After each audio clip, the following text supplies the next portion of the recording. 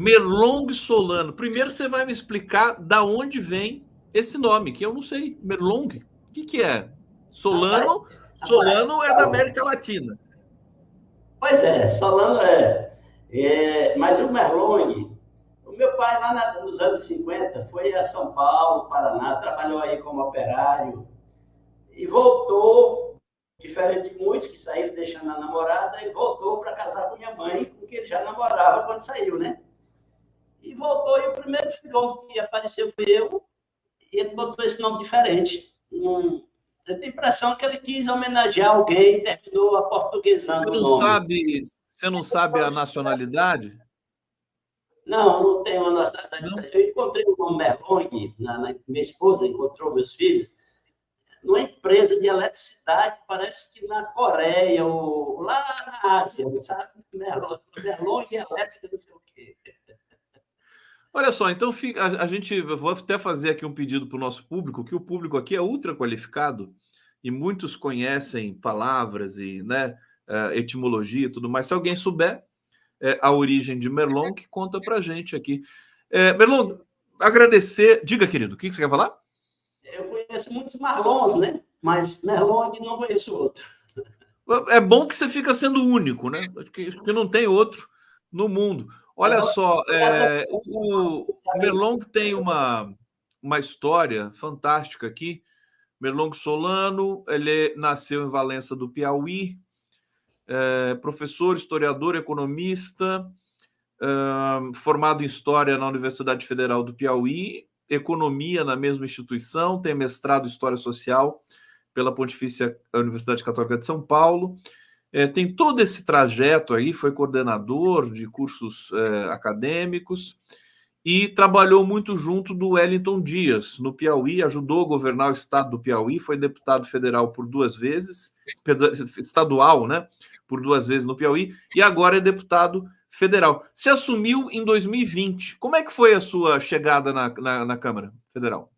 Pois é, assumi em plena pandemia, em razão da partida muito precoce do nosso companheiro Assis Carvalho, que faleceu. Eu era o primeiro suplente a assumir em 2020, durante a pandemia.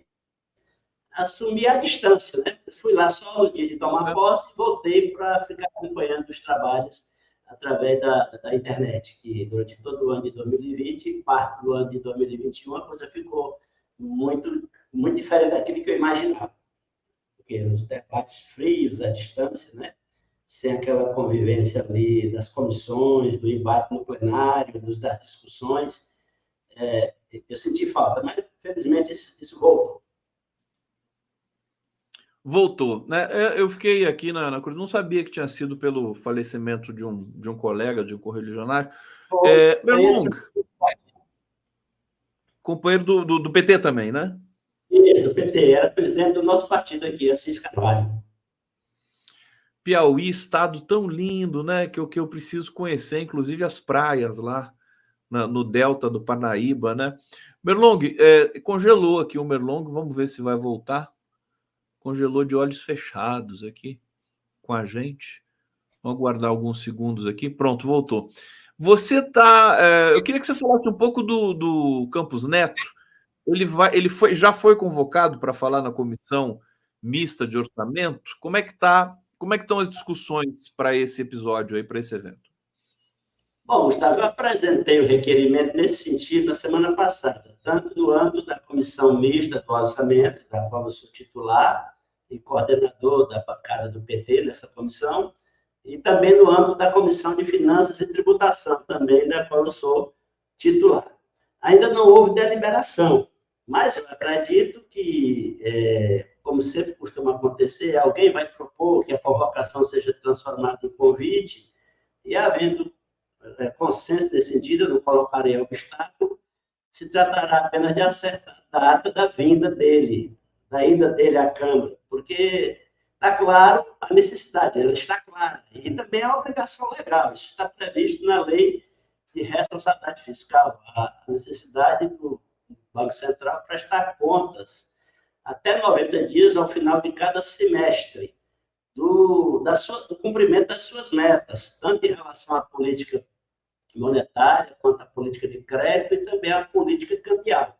São políticas de extrema importância para a vida de todos nós, porque afetam a inflação, afetam o nível da atividade econômica, tanto no caso da taxa Selic quanto no caso também do crédito, a geração de empregos e, no caso da taxa de câmbio, afeta o comércio exterior do país, tanto no que diz respeito à exportação quanto à importação. Então, são questões vitais que não podem passar ao lado de quem tem mandato popular para avaliar políticas públicas no Brasil, que somos nós, os parlamentares, e o Poder Executivo, através da Presidência da República.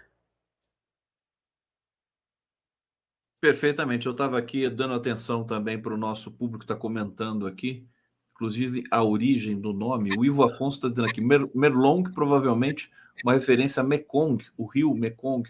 Não sei. Pois é, Mekong, quem sabe? Vamos investigar mais. Eu vou investigar aqui também um pouquinho, porque eu fiquei curioso. Merlong, mas ficou um clima... Como é que está o clima na Câmara com relação ao Campos Neto, a postura dele, a esse protocolo de BC independente? Há muita insatisfação na base do governo?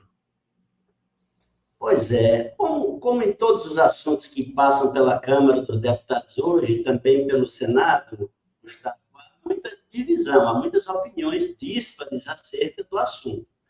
E, neste caso, eu até compreendo a dificuldade de se estabelecer um consenso, em primeiro lugar, pela importância das matérias, né? Política monetária, política de crédito, política cambial, são políticas que afetam fortemente a nossa economia. A capacidade de crescer ou de não crescer, o nível de geral de preços, o nível de geração de empregos, a nossa capacidade de exportar e de importar, isso tudo é vital para o desenvolvimento de qualquer país. Então, pela importância do tema. Em segundo lugar, Gustavo, porque o Brasil tem tido uma tradição de juros elevados, independente de quem seja o governo, não é isso? A taxa de juros, a Selic, a taxa básica, chegou a 45% do governo FHC. Começou o governo Lula com 26,5%.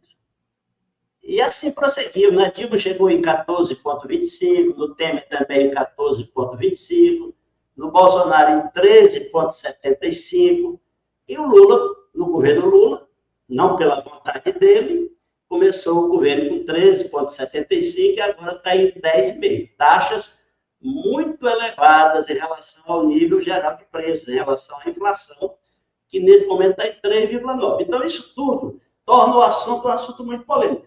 Primeiro, essa diferença grande entre a inflação e a taxa básica de juros. Segundo lugar, essa dificuldade até que muitos parlamentares têm de compreender por que em diferentes governos essa taxa tem se mantido muito elevada. Então, nós estamos diante, ao que parece, de um problema que não é de um governo, é uma questão estrutural. O enorme poder que tem o setor financeiro, não só no Brasil, no mundo. Hoje, as grandes corporações têm no setor financeiro uma parte substancial dos seus interesses econômicos. Os fundos de investimento acumulam verdadeiras fábulas de recursos que eles manipulem interesses. Houve uma quebra aí? Eles manipulam teve um pequeno interesses. Pode repetir a última formulação. Então, essa enorme quantidade de poder financeiro nas mãos de pouquíssimas empresas e até de pouquíssimas pessoas, algumas delas tendo mais poder financeiro do que países inteiros, mesmo do que grandes países, isso tudo confere ao tema uma polêmica muito grande, uma dificuldade de entender, e aí gera atritos aqui. Quando vem as propostas concretas, como a autonomia do Banco Central e agora a questão da independência do Banco Central, que é um passo além que o Campos Neto quer dar, no sentido dessa dicotomia, dessa separação entre o Banco Central e o poder público eleito pelo povo, que é o parlamento, e o poder executivo, aí a polêmica é muito grande. Alguns achando que ele está cumprindo o papel dele, que é isso mesmo, no mundo todo, que tem que ser, e outros questionando fortemente, inclusive chegando a dizer que ele está sabotando a economia. Eu me tendo a ficar nessa segunda versão, de que ele está praticando, começando a fazer política, né? Está sendo político, né? Começando a fazer política através do Banco Central. Perfeitamente. O que as pessoas que defendem o Campos Neto dizem, né, é que durante o governo Bolsonaro, para assim mostrar, olha como ele é independente, né? Durante o governo Bolsonaro, ele manteve a taxa de juros lá em cima. Ele não, porque é um colegiado, evidentemente, ele é só o presidente, né? Mas a taxa de juros foi mantida lá em cima, também com pandemia e tudo mais, né? Ficou uma situação muito atípica. E mesmo quando o Bolsonaro foi candidato a presidente, perdeu. Se o Campos Neto eventualmente tivesse baixado juros, poderia favorecer o Bolsonaro, e o Campos Neto deixando os juros lá em cima acabou por favorecer o presidente Lula. Eu acho que é uma análise meio esdrúxula, mas é o que alguns economistas, por exemplo, Samuel Pessoa diz isso, né? Como é que você responde a isso? Pois é, eu penso que ele está seguindo um economês ditado por um padrão que vigora no Brasil há muito tempo, acho que nesse caso independente do governo. Por que eu penso isso, Gustavo? Porque em 2020, a taxa de juros chegou a ser de 2%, a mais baixa da nossa história. Quando foi em 2021, a inflação subiu demais, chegou a 10,06%. Aliás, nos últimos 10 anos, só em 2 anos nós tivemos inflação de 2 dígitos. Foi em 2021, com 10,06%, e em 2015, com 10,6%. Nos outros anos, todos inflações girando em torno de 5%, 4%, 3%. Portanto, nos últimos tempos, a inflação não tem sido um grave problema do Brasil. Mas o Campos Neto, no meu modo de ver, embora tenha seus interesses políticos, está seguindo um padrão que tem se mantido no Banco Central, de taxas elevadas de juros, que, no caso do Brasil, não encontram justificativo nos fundamentos da economia. Porque o setor financeiro, ao que me parece, Gustavo, no mundo todo se acostumou a ter superlucros, mas no Brasil de maneira especial. Na época do lançamento do Plano Cruzado, do Plano Real, melhor dizendo, do Real, que obteve o trunfo importante de controlar a inflação, um dos preços que a sociedade pagou foi aceitar que o governo FHC praticasse juros elevadíssimos, que, como eu já falei, chegaram a 43%. Isso estabeleceu um padrão que, embora tenha baixado de lá para cá, não baixou quanto poderia ter caído. Porque, como eu já disse, o governo Lula começou com 26,5% em 2003. Em 2003, diante do crescimento da inflação que houve em 2002. Mas o problema é esse, é que o setor financeiro tem poder demais no Brasil. Na parte fiscal, há debilidade grande de sucessivos governos que não conseguem ter uma estabilidade na arrecadação a ponto de lhe dar tranquilidade no cumprimento de todas as suas despesas. Há, de fato, uma dependência enorme dos governos brasileiros em relação ao financiamento do setor financeiro. Para isso tem que se pagar essa taxa de juros, porque quem tem dinheiro tem o mundo todo para aplicar o seu dinheiro. Então, essa é uma questão grave. Portanto, o Campos Neto não está só... Não, quando ele manteve taxas elevadas de juros a partir de agosto de 2022, nesses 3,75, não estava só seguindo uma linha voltada para, de alguma maneira, beneficiar o Bolsonaro, para depois baixar, quem sabe, mas estava seguindo essa tradição do Banco Central providenciar elevadíssimas taxas básicas de juros no Brasil e, assim, dar sustentação ao setor financeiro, que lá na ponta cobra muito mais do que isso, né? Agora, Solano, está acabando esse pesadelo também, né? A saída do Campos Neto é iminente, né? Tem data de validade, prazo de validade. Agora, como você disse, é uma questão estrutural. Será que o próximo presidente do Banco Central vai conseguir, digamos, se não por pressão do presidente, né, pública e tudo mais, que eu acho que é legítima, e segurando as pontas com o mercado, vai conseguir baixar a taxa de juros por convicção técnica? Muito bem, aí é uma questão que não é simples. Não, o fato de trocar o presidente não garante que logo em seguida ele baixe a taxa de juros na base da canetada. A votação unânime agora, no sentido de manter os 10,5%, mostra isto. Portanto, além de uma outra linha, que com certeza o presidente indicado pelo Lula vai ter, uma outra linha de comportamento, é preciso que a gente encontre mecanismos de fazer o arcabouço fiscal recuperar credibilidade. O governo está seguindo esse rumo. Quanto o governo se propõe a chegar no superávit primário, no resultado primário de 0% em 2025, essa é a meta que está na LDO. Portanto, não vai ter déficit nem superávit na despesa primária. Isso aí significa um ajuste fiscal enorme, que a grande mídia não está reconhecendo, porque ela trabalha pelo setor financeiro. Por que eu digo que é um ajuste fiscal enorme, Gustavo? Porque em 2023, o déficit foi de 2,29% do PIB. Um ajuste de mais de 2% do PIB de um país em apenas 2 anos é um ajuste gigantesco. Ou seja, é um corte enorme de despesas e também uma melhoria grande no sistema de arrecadação, para poder combinar as duas coisas. Então, o esforço fiscal está sendo feito. Se tivermos sucesso nesse esforço fiscal, com esse 0% aí sendo garantido, ou então a variação menos 0,25 para baixo, mais 0,25 para cima, aí sim se criarão condições para que a nova equipe do Banco Central diminua a distância entre a taxa geral de juros, a taxa básica, e a inflação, porque há espaço para isso. Ela poderia ser, nesse momento, em torno de 8,5%, porque pelas próprias regras do Banco Central, a taxa real de juros neutro no Brasil é de 4,5%. É aquela taxa que nem incentiva, nem desestimula a economia. E se você soma 4,5% com a inflação de 3,9%, dá 8,5%, 8,6%. Essa já poderia ser a taxa de juros no Brasil. E ainda assim o setor financeiro estaria ganhando 4,5% além da inflação. Além da inflação. Coisa que não acontece em nenhum país do mundo. Não é só nos ricos, não, também nos países emergentes. Também nos países emergentes. Em muitos países a diferença entre a inflação e a taxa de juros é de 1%.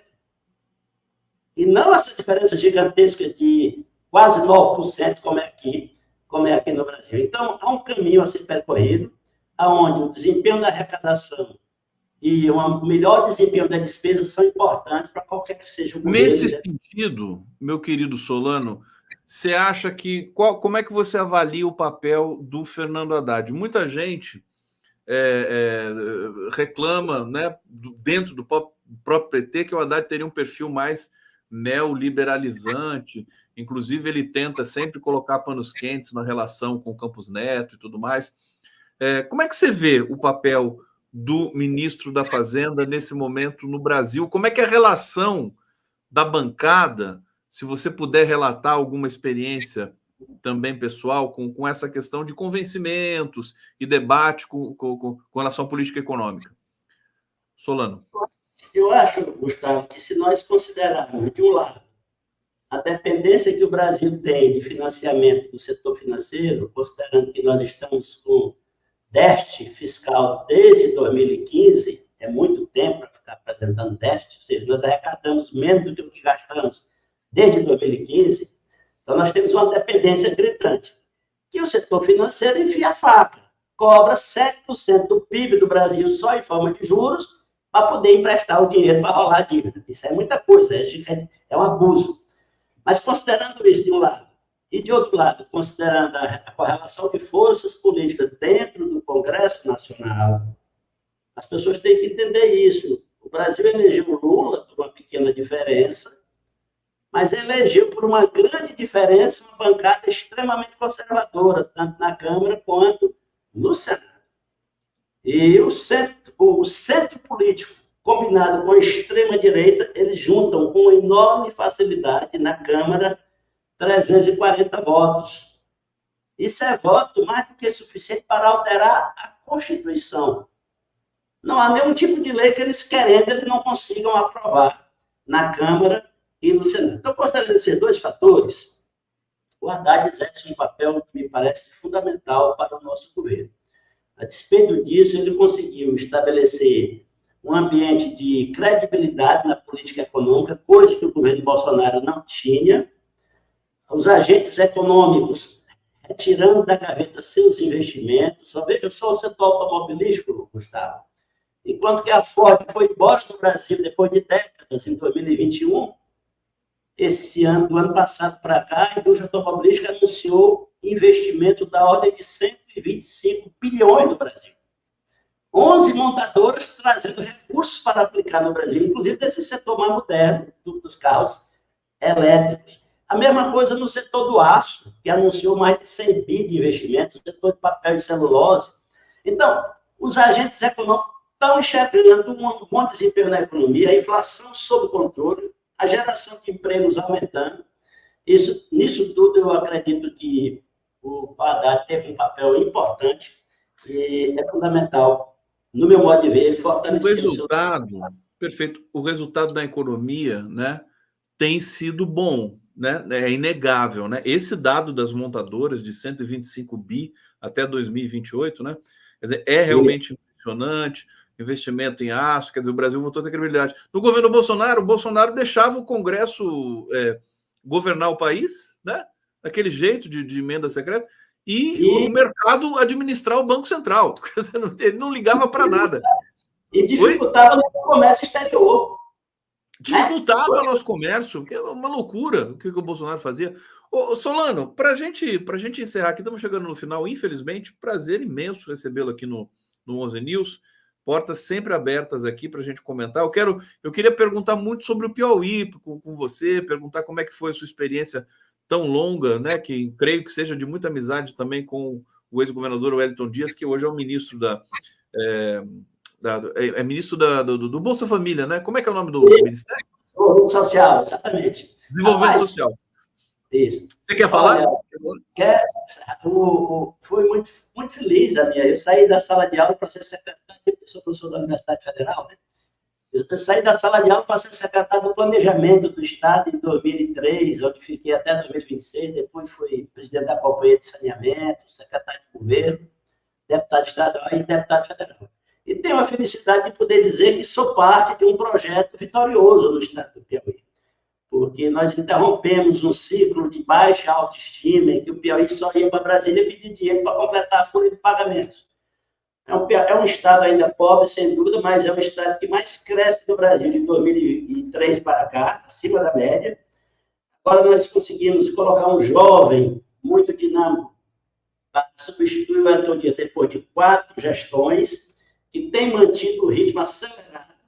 E estamos com muitas perspectivas. Nessa área das energias renováveis, o Piauí já é um player internacional. Nós hoje produzimos, Gustavo, 6 vezes mais energia do que o que consumimos. A gente era importador de energia, hoje a gente exporta energia para o sistema brasileiro.